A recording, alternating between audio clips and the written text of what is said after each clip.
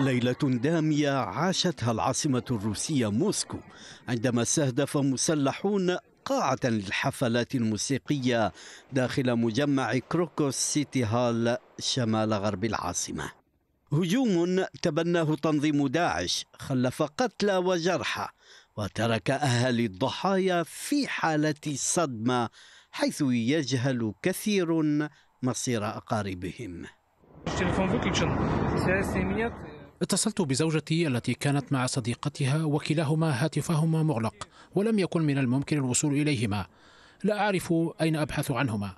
اتصلنا أيضا بأقرب المستشفيات ولا أحد يشارك أي معلومات. أتمنى أن يكون كل شيء على ما يرام. المتحدثة باسم مجلس الأمن القومي الأمريكي أدريان واتسون قالت لقناة الحرة أن الولايات المتحدة تشاركت مع السلطات الروسية في وقت سابق هذا الشهر معلومات بشأن خطط هجمات إرهابية محتملة في موسكو يمكن أن تستهدف تجمعات كبيرة كالحفلات الموسيقية.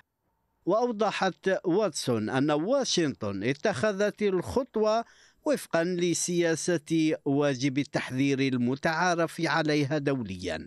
من جهته وصف البيت الأبيض سقوط العديد من الضحايا في الهجوم بالمروع.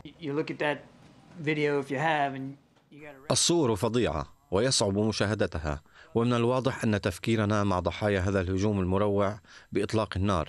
عندما تنظر إلى هذا الفيديو عليك أن تدرك أن هناك بعض الأمهات والآباء والأخوة والأخوات والأبناء والبنات الذين لم يحصلوا بعد على أخبار ذويهم.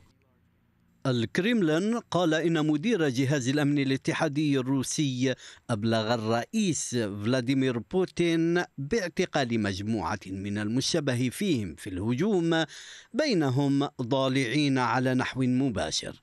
فيما أعلنت لجنة التحقيق الروسية مقتل 3 أطفال كانوا بين الموجودين في القاعة.